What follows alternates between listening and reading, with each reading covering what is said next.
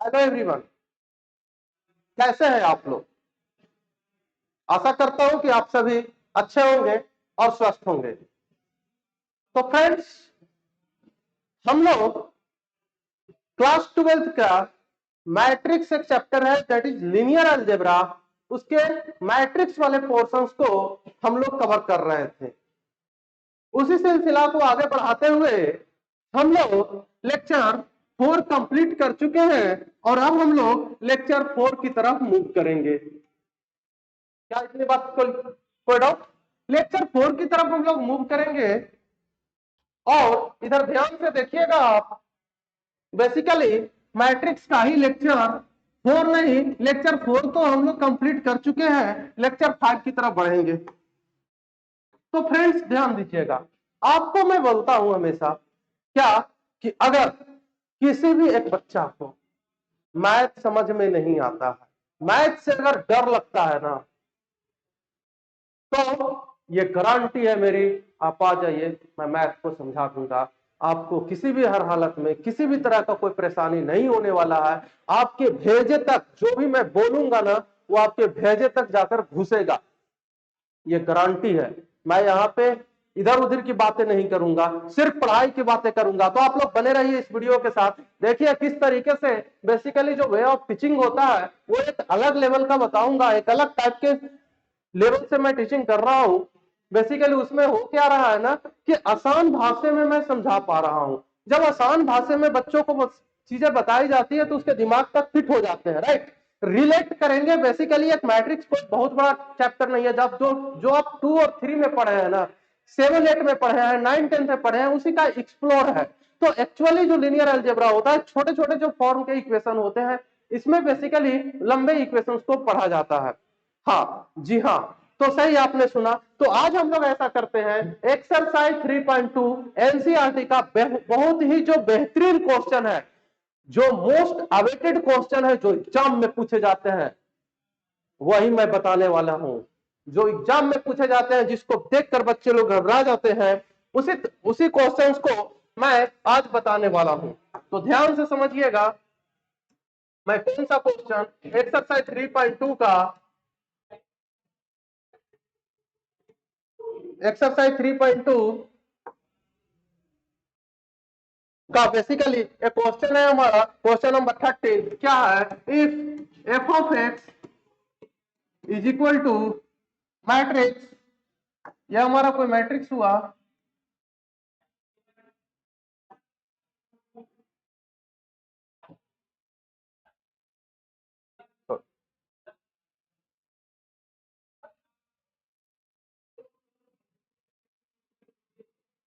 F of x, exercise 3.2 question number 13, right. तो इधर ध्यान दीजिएगा, बात क्या है। ये क्वेश्चन इस तरीके से है कि आपका if f of x equal to, if f of x equal to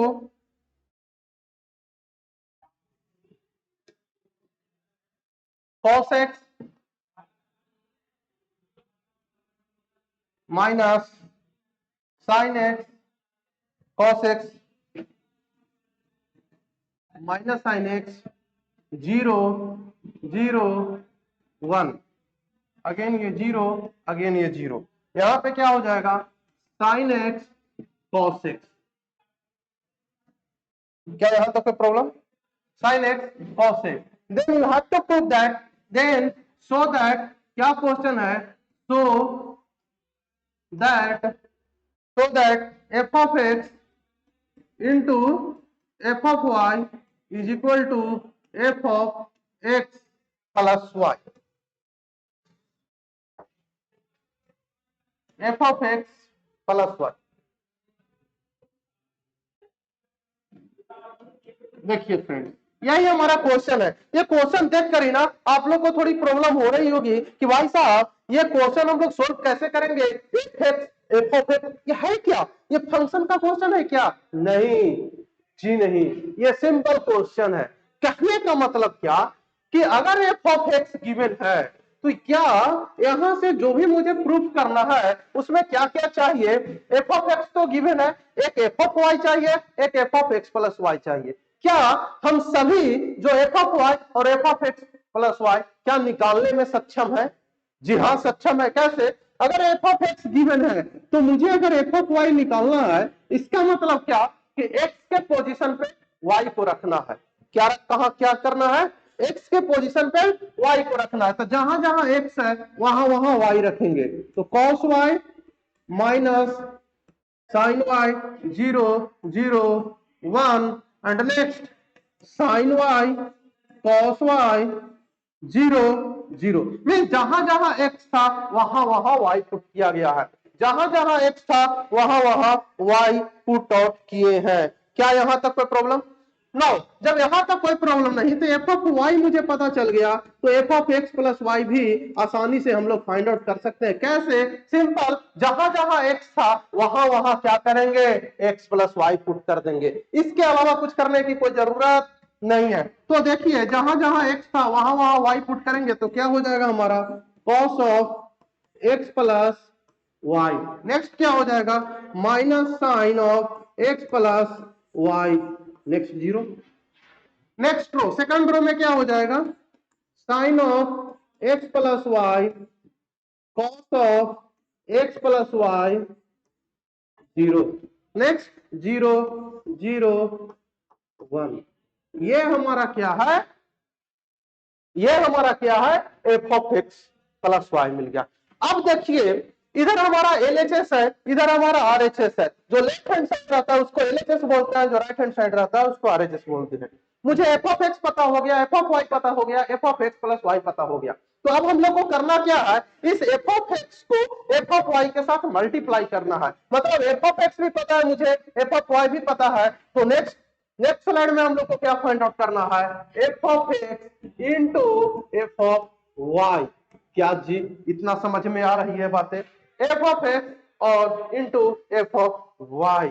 क्या यहां तक कोई डाउट नहीं होना चाहिए? तो देखिए, अब एफ ऑफ एक्स के वैल्यू को रखेंगे। ध्यान दीजिएगा, जो भी कुछ एफ ऑफ एक्स में यही है, cos x minus sine x,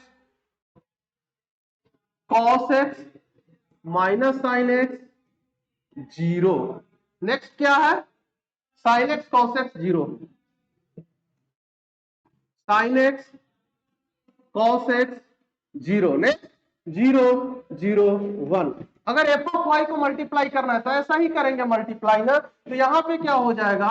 x की जगह पे वाई, ये एफ ऑफ एक्स को लिखे, मल्टीप्लाई का साइन दिए हैं। नेक्स्ट एफ ऑफ वाई है, मैं यहाँ पे क्या किया हूँ? F of y find out किया हूँ और इस एफ ऑफ वाई को वहां पे रख रहे हैं। तो एफ ऑफ वाई को रखेंगे तो cos Y minus sine y 0, sine x, sorry sine y हो जाएगा ना, not sine x, this is the sine y, sine y cos y 0 0 0 1। यही तो है, यही तो है जो हमारा F of x into F of Y आ गया। अब क्या करेंगे? ये 3/3 हमारा मैट्रिक्स है और ये भी हमारा 3/3 मैट्रिक्स है।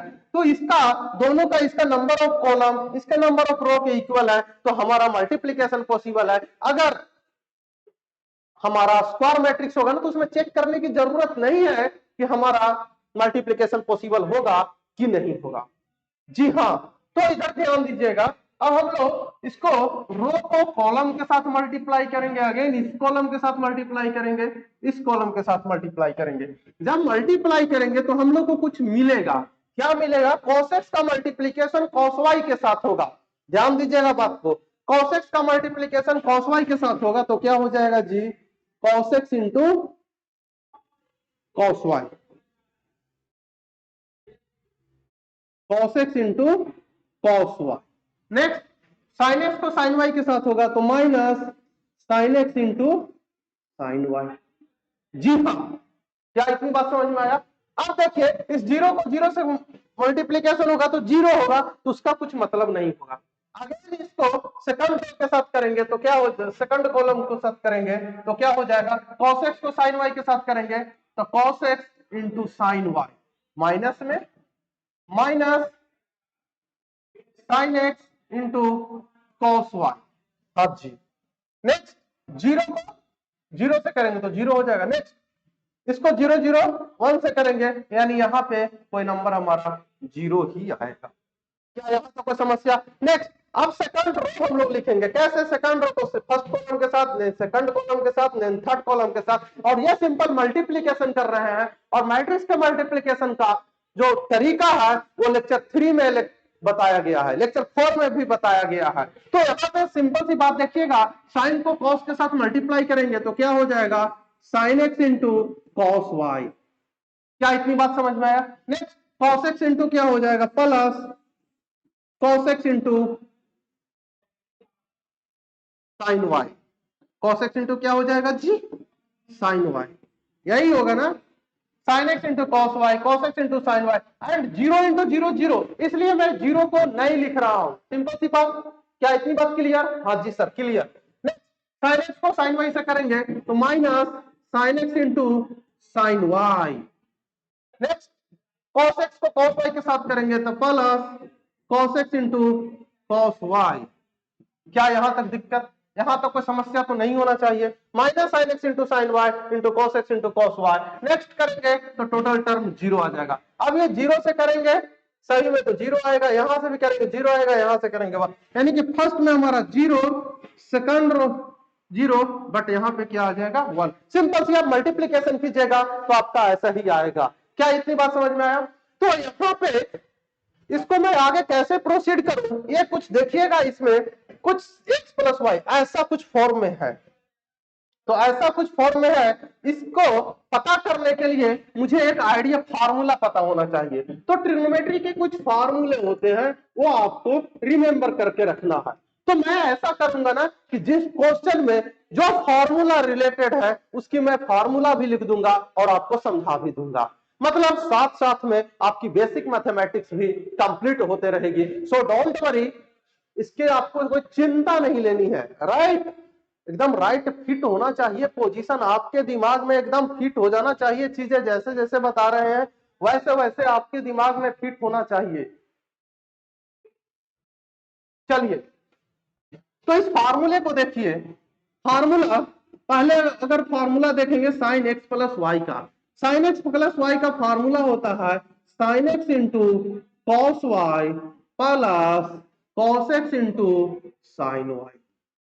यहां तक में कोई दिक्कत नहीं होना चाहिए। नेक्स्ट, नेक्स्ट अगर हम लोग फार्मूला देखें sine of x minus y का, इसकी फार्मूला होती है एक बार साइन के साथ एंगल, एक बार कॉस के साथ एंगल। अगर यहाँ बीच में माइनस है तो यहाँ भी माइनस होगा और कोई चेंजिंग नहीं होगा। क्या इतनी बात क्लियर? नेक्स्ट, अगर कॉस की बात करेंगे तो cos of x plus Y, cos of x plus y हमारा हो जाएगा cos x into cos y. अगर कॉस में है ना तो स्टार्टिंग में दोनों कॉस होगा, दोनों क्या होगा? कॉस। अगर यहाँ प्लस है तो बीच में माइनस होगा। और next sine x into sine Y.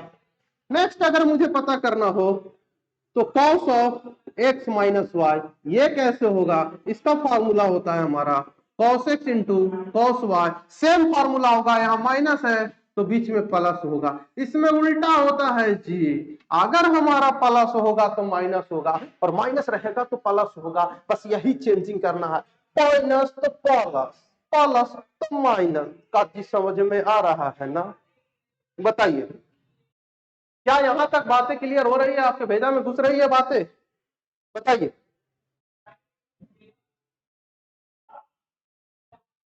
चलिए, तो ध्यान दीजिएगा। हाँ जी, हाँ, तो जी हाँ, आप देखिएगा cos x into cos Y minus sine x into sine Y, cos x into cos Y minus sine x into sine y किसका फार्मूला है जी? ध्यान दीजिएगा, cos x into cos Y minus sine x into sine y, यह formula है हमारा cos of x plus y. तो जहां पे ये दिखेगा, जहां पे ये मेरा दिख रहा है, क्या इसके जगह पे मैं ये लिख सकता हूं या नहीं लिख सकता हूं? बोलिए जी। हाँ बिल्कुल सर, लिख सकते हैं। तो लिखिए ना cos of x plus Y. यहाँ पे क्या लिखा जाएगा जी? इसके जगह पे मैं क्या लिख सकता हूं? cos of x plus y. क्या यहां तक कोई डाउट? जी नहीं। नेक्स्ट अगर sine x into cos y plus cos x into sine y, ध्यान दीजिएगा इधर, sine x into cos y, sine x into cos y plus cos x into sine y किसका है, sine of x plus y का है।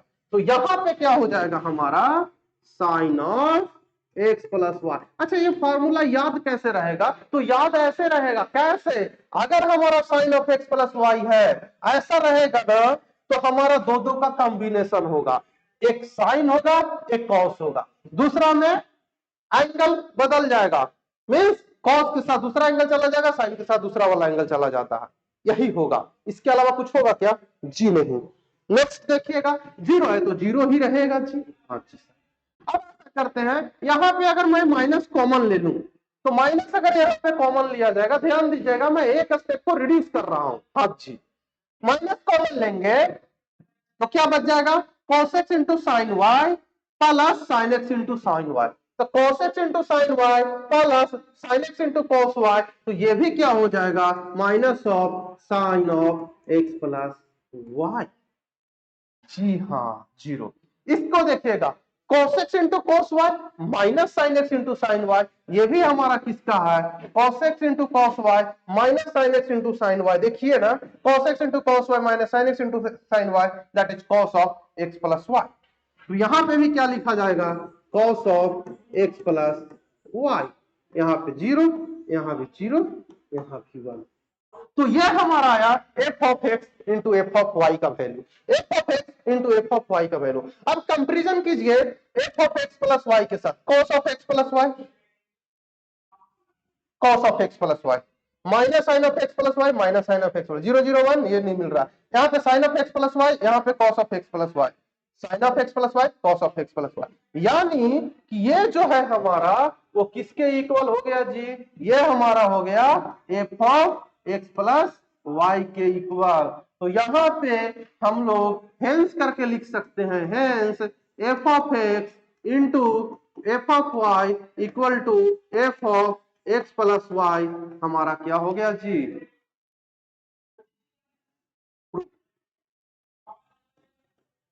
क्या इतनी बात क्लियर, यह हमारा क्या हो गया, प्रूफ हुआ या नहीं, हाँ या ना, जल्दी बताइए, क्या इतनी बात क्लियर, इतनी बात क्लियर, समझ में आ रही है सारी बातें, इतना क्या इतनी बातें समझ में आ रही है, जी हाँ समझ में आ रही है, जी हाँ आपको समझ में आ रही है, तो हम लोग चलते हैं अब नेक्स्ट क्वेश्चन की तरफ। आप लोग टेलीग्राम चैनल ज्वाइन कर लीजिएगा, मैं लास्ट में लिख दूंगा, इसकी पीडीएफ आपको हूबहू आपको कहां मिलेगी, टेलीग्राम चैनल पे लिंक के साथ, तो डोंट वरी उसके लिए। चलिए नेक्स्ट क्वेश्चन की तरफ बढ़ते हैं हम लोग और नेक्स्ट क्वेश्चन को सोल्व करते हैं। चलिए मैं फार्मूला भी साथ में लिख दिया हूं और उस फार्मूले को आप लोग कंप्लीट कीजिएगा। चलिए एक बहुत ही बेहतरीन क्वेश्चन है, क्वेश्चन हमारा है क्या, इस बात को ध्यान से सुनिएगा। क्वेश्चन ये है कि इफ, क्वेश्चन नंबर है कितना इसका, 17, एक्सरसाइज 3.2 का ही है।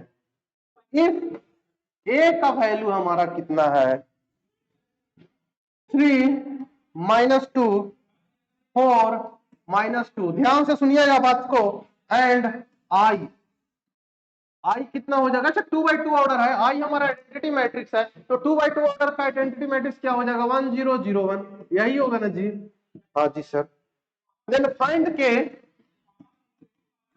फाइंड के सो दैट, फाइंड के so that, find k so that a square equal to k into a plus, plus नहीं माइनस 2i, माइनस 2i, ये हमारा क्वेश्चन है, जी हाँ ये हमारा क्वेश्चन है। तो इस क्वेश्चन को अगर सोल्व करना है तो ध्यान से आप लोग देखिएगा, a का वैल्यू गिवन है कितना, 3 माइनस 2 4 माइनस 2, आई का वैल्यू गिवन है ए स्क्वायर इक्वल टू के इंटू ए, ये ऐसा कुछ, मतलब इसमें के का वैल्यू फाइंड आउट करना है, ये हमारा एलएचएस है, ये हमारा आरएचएस है, तो हम लोग एलएचएस को फाइंड करेंगे और आरएचएस को फाइंड करेंगे और वैल्यू को निकालेंगे, हाँ जी। तो देखिएगा इधर ए स्क्वायर है, ए स्क्वायर कैसे निकलेगा, कहीं पे भी एक्स स्क्वायर लिखा हुआ रहता था तो क्या करते थे, एक्स इंटू एक्स, वैसे ही अगर ए स्क्वायर लिखा हुआ है तो इसको क्या लिख सकते हैं, ए इंटू, जी हाँ। तो a इंटू ए कहने का मतलब a का वैल्यू है कितना, 3 माइनस 2 4 माइनस 2। अगेन यही बात कर रहा है, 3 माइनस 2 4 माइनस। जी हाँ, यही क्वेश्चन है, एक और देख लेता हूं। हाँ जी, यही क्वेश्चन है। ठीक है, तो इसको अगर मल्टीप्लाई करेंगे तो ध्यान दीजिएगा बात को, ध्यान दीजिएगा इधर देखिएगा, ये हमारा रो हुआ, ये कॉलम हुआ, इसके साथ मल्टीप्लीकेशन होगा। क्या इतनी बात क्लियर? 3 को 3 से मल्टीप्लाई करेंगे, यहाँ पे क्या लिखेंगे, 3 इंटू 3 को 3 से, नेक्स्ट माइनस प्लस लिखते हैं, माइनस 2 इंटू 4, तो प्लस माइनस माइनस हो जाता है। Next 3 into minus 2 minus 2 into minus 2, यही होगा ना जी। नेक्स्ट नेक्स्ट सेकंड रो के लिए, सेकंड रो के लिए क्या हो जाएगा, 4 को मल्टीप्लीकेशन करेंगे 3 के साथ, नेक्स्ट माइनस 2 का मल्टीप्लीकेशन करेंगे हम लोग 4 के साथ। क्या इतनी बात क्लियर? नेक्स्ट 4 का मल्टीप्लीकेशन करेंगे माइनस 2 के साथ, माइनस 2 का मल्टीप्लीकेशन करेंगे माइनस 2 के साथ। यही काम किया जा रहा है, जी हाँ, यही काम किया जा रहा है। नेक्स्ट नेक्स्ट अगर हम लोग देखेंगे तो ध्यान से बातें सुनिएगा, देखिएगा इधर बेसिकली है कुछ नहीं, 3 3 जा 9, 4 2 जा 8, 3 2 जा माइनस 6, माइनस माइनस प्लस 2 जा 4, 3 4 जा 12 माइनस 8, 4 2 जा माइनस 8 प्लस 4। जी हाँ, इसी को अगर आगे आगे बढ़ाइएगा तो 9 में माइनस 8 जाएगा तो 1 होगा जी, माइनस 6 प्लस 4 कीजिएगा तो माइनस 2 होगा। तो साथ साथ भी कीजिएगा, क्वेश्चन को साथ साथ बनाइए ना। जी हाँ, तो माइनस 6 प्लस 4 माइनस 2 होगा, और 12 माइनस 8 जाएगा तो कितना हो जाएगा जी, 4, माइनस 8 में से 4 जाएगा तो कितना हो जाएगा, माइनस 4। क्या यहां तक बात है क्लियर? तो ये हमारा ए स्क्वायर का वैल्यू हो गया। जब वो हमारा ए स्क्वायर का वैल्यू हो गया तो अब ऐसा करते हैं ना, क्या करते हैं बताइए, आप ही बताइए, वैसे ही करते हैं। हाँ जी, ये हमारा ए स्क्वायर का वैल्यू हो गया। अब हम लोग ऐसा करते हैं, एलएचएस का तो वैल्यू फाइंड आउट कर चुके हैं, अब हम लोग आरएचएस का वैल्यू फाइंड आउट करते हैं। ये हमारा एलएचएस में था, यह था कहां पे हमारा, एलएचएस में। अब अगर हम लोग आरएचएस की बात करें तो इस आरएचएस में है क्या, के इंटू ए माइनस 2i। के इंटू ए कहने का मतलब क्या, के कोई एक कांस्टेंट नंबर है, ए का वैल्यू कितना है, 3 माइनस 2 4 माइनस 2 माइनस 2, आई का वैल्यू कितना है, 1001। क्या जी समझ में आ रहा है?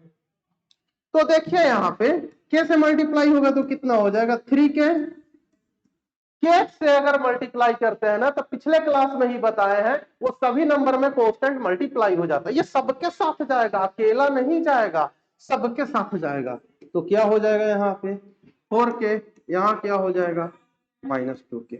अब ये माइनस 2 के साथ मल्टीप्लाई होगा, तो अगर माइनस 2 के माइनस अगर 2 के साथ मल्टीप्लाई होगा तो 2 0 0। अब देखिए इस दोनों का सब्सट्रैक्शन है, सॉरी स्क्वायर मैट्रिक्स है, तो सब्सट्रैक्शन हमारा पॉसिबल होगा ही होगा।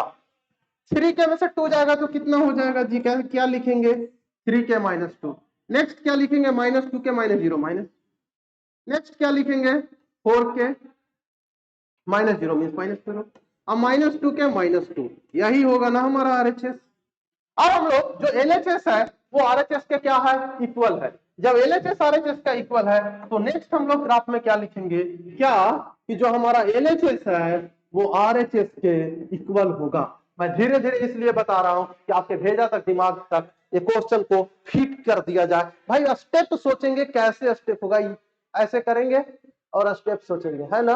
हाँ, तो ध्यान दीजिएगा बुआ लोग, देखिए इधर कुछ है नहीं है, सिंपल सी बात है, इसको और इसको बराबर करना है। क्यों, क्योंकि ए स्क्वायर हमारा आ गया और के आई माइनस 2i आ गया, तो लिख लेते हैं ना एक बार कि ए स्क्वायर का वैल्यू कितना आया है। हाँ जी, तो मुझे पता है कि ए स्क्वायर का वैल्यू कुछ आया है।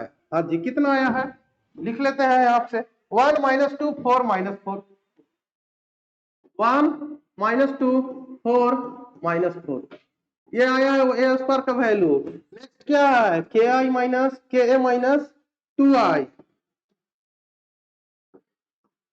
के ए माइनस 2i, इसकी वैल्यू भी आ गई है। हाँ जी, क्या आ गया है, यही ना आया है 3k minus 2 and 3k minus 2 minus 2k minus 2k 4k minus 2k minus 2k 4k minus 2k minus 2। जी हाँ, इधर देखिएगा, यह है हमारा, और बोलता है इधर क्या बोलता है जी कि हमारा ए स्क्वायर का वैल्यू इसके इक्वल है। तो लिख दीजिए ना क्या है कि since since since since since A square का वैल्यू हमारा के आई के माइनस 2i है। क्या है? के माइनस 2i है। जी हाँ, तो ए स्क्वायर का वैल्यू मुझे पता चल गया कितना, 1 माइनस 2 4 माइनस 4। जी हाँ, के का माइनस 2 का वैल्यू भी पता चल गया कितना, 3k minus 2 minus 2k। Next 4k minus 2k minus 2। जी हाँ, इतना बात समझ में आया।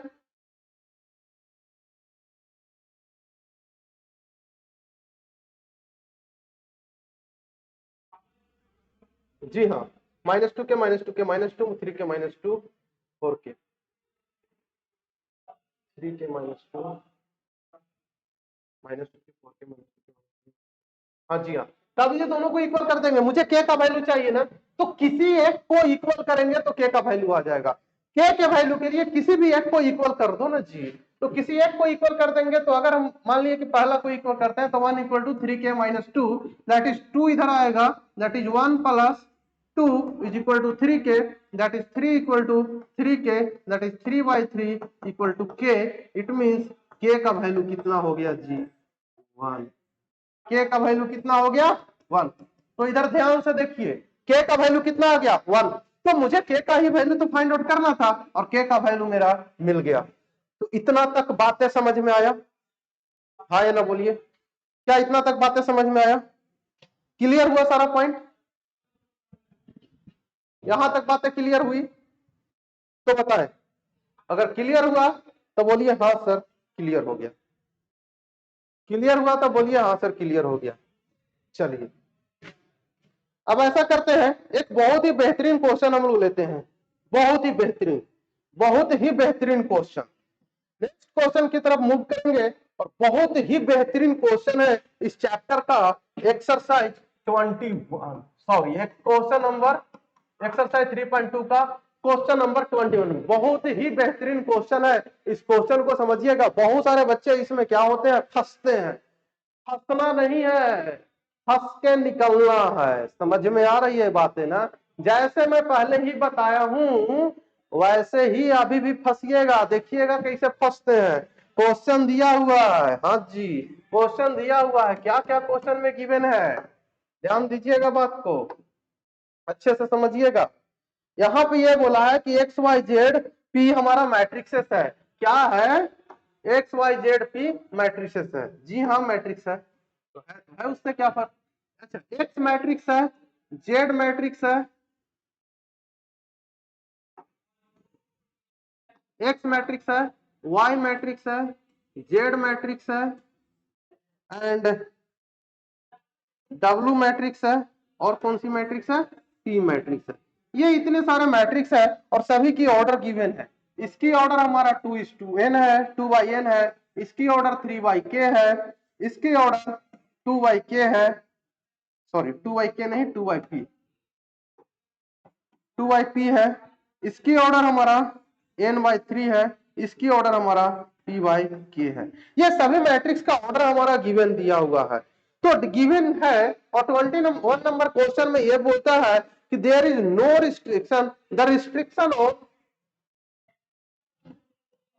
the restriction on n, k and p, n, k and p, so that py plus wi will define, so that py plus wi will be defined, will be defined, or will be defined R. तो देखिएगा इसका हम लोग solution करते हैं जी। जी हाँ sir, इसकी solution में मतलब मुझे क्या निकालना है जी, P Y plus W Y, यही निकालना है ना। तो एक बात यहाँ ध्यान से सुनिएगा, ध्यान से समझिएगा और ध्यान से सुनिएगा भी। जी हाँ, ध्यान से सुनिए। तो पी मैट्रिक्स, देखिए पी कहाँ है, यहाँ है। अब इस पी मैट्रिक्स का हमारा क्या गिवन है, हम लोग केवल ऑर्डर बाय ऑर्डर ऑर्डर को ही खेलेंगे, क्योंकि आंसर हमारा ऑर्डर में ही आएगा। तो ऑर्डर के साथ खेला खेलना है। किसके साथ खेला होगा, अब किसके साथ, ऑर्डर के साथ। देखिए खेला खेलिए। पी का ऑर्डर कितना है, पी टू के इंटू वाई। वाई का ऑर्डर क्या है, 3:k। वाई का क्या है, 3y के प्लस डब्लू। डब्लू का क्या है, ny3 इंटू वाई का क्या है हमारा 3y के। वाई का है क्या 3y के। क्या इतनी बात समझ में आया? हाँ जी हाँ, जी हाँ। तो अब एक बात बताइए, मल्टीप्लीकेशन कब हमारा पॉसिबल होता था? तो मल्टीप्लीकेशन पॉसिबल होने के लिए कहने का मतलब क्या कि ऐसा होगा कि अगर ये दोनों, अब यहां से ध्यान दीजिएगा, y3y के अगर ये दोनों मल्टीप्लीकेशन में है और दोनों हमारा सेम है, तो इसको बाहर लिया जा सकता है, बिल्कुल लिया जा सकता है, बिल्कुल लिया जा सकता है। या अगर आप लोग बाहर नहीं लीजिएगा तो ध्यान से बात को सुनिएगा, क्या कि यहां पे मल्टीप्लाई करके कुछ मैट्रिक्स आएगा, ठीक है जी। प्लस में यहां पे मल्टीप्लाई करके कुछ मैट्रिक्स आएगा। तो ध्यान दीजिए, यहां पे जो मल्टीप्लाई करके मैट्रिक्स आएगा उसकी ऑर्डर कितनी होगी बताइए। अगर इसके अगर हम लोग ऑर्डर की बात करेंगे तो यहाँ पे n/3 और यहाँ पे 3/k है, तो इस 3 यहाँ पे मैच करेगा, मतलब इसके नंबर ऑफ कॉलम इसके नंबर ऑफ रो के इक्वल हो गए। तो यहां से क्या बचा, n/k। मैं ये जो मैट्रिक्स मल्टीप्लीकेशन किए हैं, इस मैट्रिक्स का ऑर्डर क्या होगा, n/k। नेक्स्ट मीन इसका भी ऑर्डर हमारा क्या होना चाहिए, n/k होगा। अगर इसका ऑर्डर फर्स्ट मैट्रिक्स का n/k नहीं होगा तो हमारा एडिशन पॉसिबल नहीं होगा। क्यों? क्योंकि एडिशन पॉसिबल होने के लिए हमारा दोनों मैट्रिक्स के ऑर्डर सेम होने चाहिए। तो ऑर्डर तो यहाँ भी n/k यहाँ भी n/k होना चाहिए। तो जी हाँ, यहां पे ध्यान से देखिएगा कि ये जो k है और ये 3, अच्छा ये मल्टीप्लीकेशन कब पॉसिबल होगा, जब ये k और 3 एक दूसरे में क्या हो जाए, इक्वल। अगर इक्वल नहीं होगा तो हमारा मल्टीप्लीकेशन पॉसिबल होगा क्या, जी नहीं होगा पॉसिबल, नहीं होगा पॉसिबल। इसका मतलब k और 3 इक्वल होना चाहिए।